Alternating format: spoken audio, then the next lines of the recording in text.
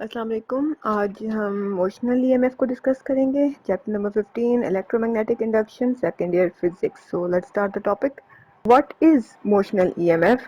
तो इसको डिफाइन हम इस तरह कर सकते हैं कि EMF induced by the motion of a conductor across a magnetic field is called the motional EMF.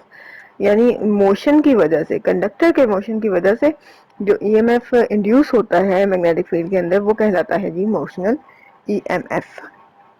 Experimental setup इसका देख सकते हैं आप। एक कंडक्टिंग रॉड है ए बी, जो कि येलो कलर की आपको नजर आ रही है। उसको दो कंडक्टिंग रेल्स के ऊपर, मेटल की रेल्स हैं, इनके ऊपर रखा गया है ताकि इसके ऊपर ये स्लाइड कर सके, इसके ऊपर से मूव कर सकेगी। मेटल की रेल्स इसलिए हैं क्योंकि ये करंट का पाथ भी बनाएंगी। सो कंडक्टिंग होंगी तो इसमें से करंट पास करेगा ना, अदरवाइज नहीं कर सकेगा। आगे से रेल्स को देखें, आगे से कनेक्ट किया हुआ है सी और डी टर्मिनल के दरमियान गैल्वेनोमीटर के साथ, ताकि डिटेक्ट कर सकें करंट की प्रेजेंस को। और कंडक्टिंग रॉड जो है उसकी लेंथ कैपिटल एल है और रेल्स भी एल डिस्टेंस पे ही डिस्प्लेस की हुई हैं।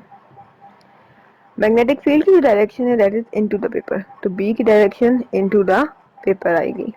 और इस रॉड को, जो कंडक्टिंग रॉड है येलो कलर की, इसको हमने मूव करवाना है विद अ वेलोसिटी v। तो v वेलोसिटी के साथ राइट डायरेक्शन में, राइट साइड पे इसको कांस्टेंट वेलोसिटी v के साथ हम मूव करवाएंगे।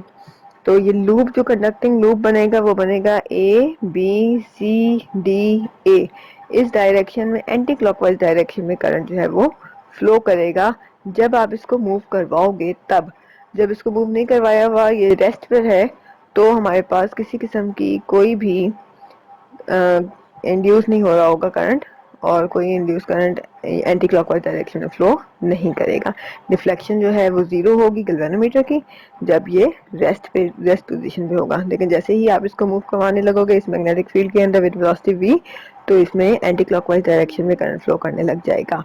और ये जो कंडक्टिंग रॉड है, मूविंग रॉड जो है, ये सोर्स के तौर पे बिहेव करता है, ईएमएफ के सोर्स के तौर पे बिहेव करता है, जिसको हम ई से रिप्रेजेंट करेंगे।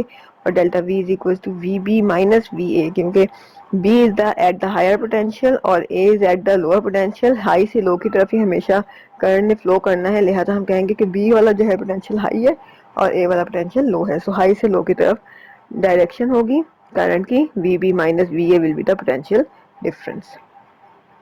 अच्छा, इसकी अब डेरिवेशन कर लेते हैं। जब आप कंडक्टिंग रॉड को मूव करवा रहे हो कांस्टेंट वेलोसिटी v के साथ, तो जो रॉड के अंदर चार्जेस मौजूद हैं उन पे भी फोर्स लगेगी, क्योंकि वो भी सारी की सारी जो है वेलोसिटी v के साथ मूव कर रही होंगी।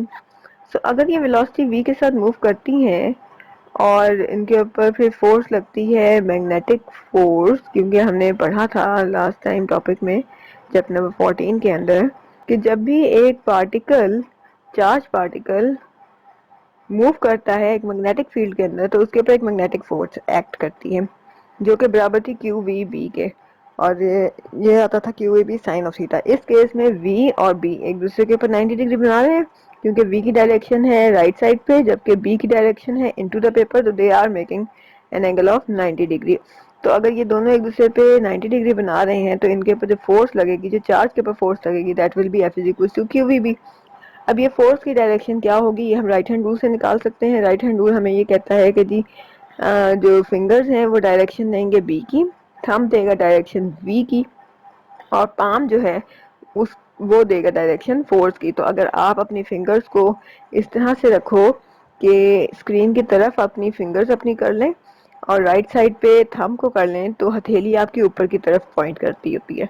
सो इस तरीके से एफ की डायरेक्शन अपवर्ड आएगी। तो इसका मतलब है जो चार्जेस हैं उनको ए से बी की तरफ फोर्स लग रही होगी और चार्ज जो है वो ए से बी की तरफ मूव करना शुरू कर देगा। तो जैसे जैसे चार्ज आपका ए से बी की तरफ मूव करेगा under the effect of this magnetic force, तो क्या होगा कि बी पॉइंट पे चार्जेस की एक्सेस होती जाएगी, कंसंट्रेशन बढ़ जाएगी, जबकि ए पॉइंट पे चार्जेस की उतनी ही डेफिशिएंसी हो जाएगी। चार्जेस की एक्सेस को हम पॉजिटिव से रिप्रेजेंट करते हैं, जबकि डेफिशिएंसी को हम नेगेटिव से अगर रिप्रेजेंट करें, तो हमारे पास बी पॉइंट पे चार्जेस जो हैं वो ज़्यादा हो गए हैं ए पॉइंट की निस्बत। तो ए पॉइंट पे लोअर पोटेंशियल बनता जा रहा है जबकि बी पॉइंट पे हायर पोटेंशियल बनता जा रहा है।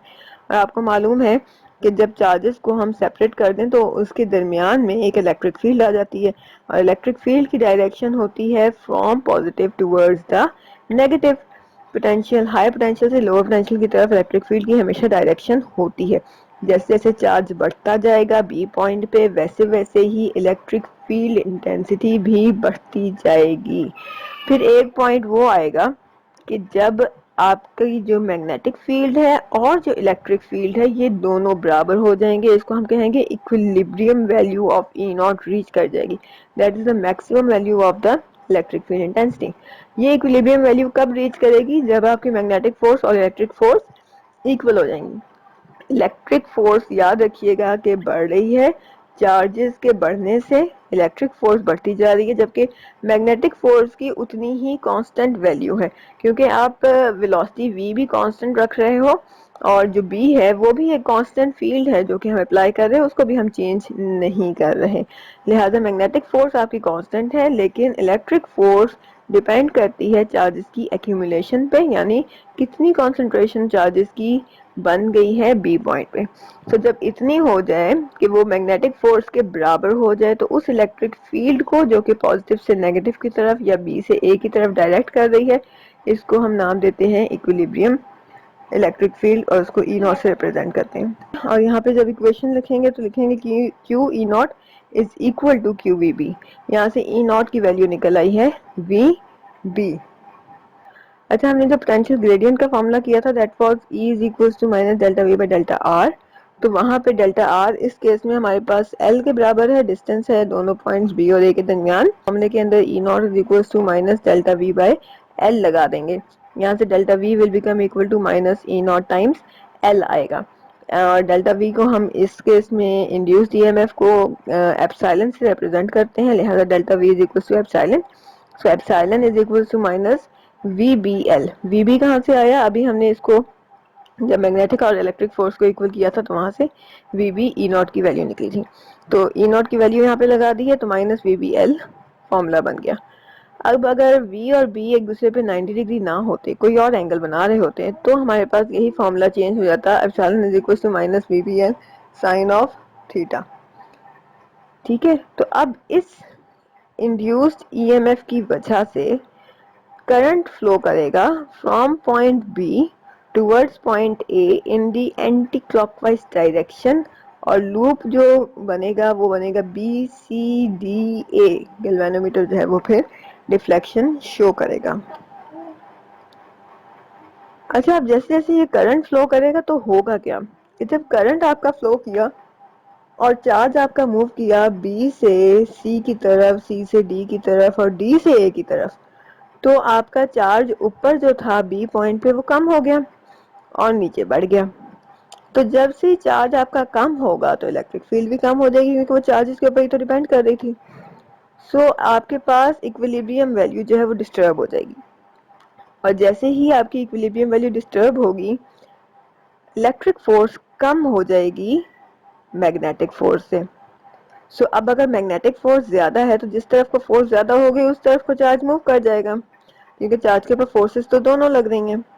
तो इसलिए फिर मैग्नेटिक फोर्स के इफेक्ट में दोबारा से चार्ज जो है जो ए पे पहुंच गया था वो चार्ज दोबारा मैग्नेटिक फोर्स उसको बी तक वापस ले जाएगी। जैसे ही वो बी तक वापस जाएगा दोबारा इक्विलिब्रियम अटेन हो जाएगा और फिर से चार्ज जो है वो बी से सी, सी से डी और फिर ए की तरफ मूव करेगा, और फिर जैसे मूव करेगा फिर अगेन इक्विलिब्रियम डिस्टर्ब होगा। इस तरीके से बार बार मैग्नेटिक फोर्स जो है वो चार्ज को ए से बी की तरफ मूव करवाएगा, और फिर जो है इक्विलिब्रियम की हालत में आपका करंट जो है वो स्टेडी एक करंट फ्लो करना स्टार्ट हो जाएगा। This is the end of the topic. Important short question है कि व्हाट इज इमोशनल ईएमएफ, और लॉन्ग क्वेश्चन में आपने ड्राइव करना होता है पूरा relation for the emotional EMF. Hopefully आपको समझ आ गई होगी। Like and subscribe the channel, log on to www.testmaker.pk for online assessments.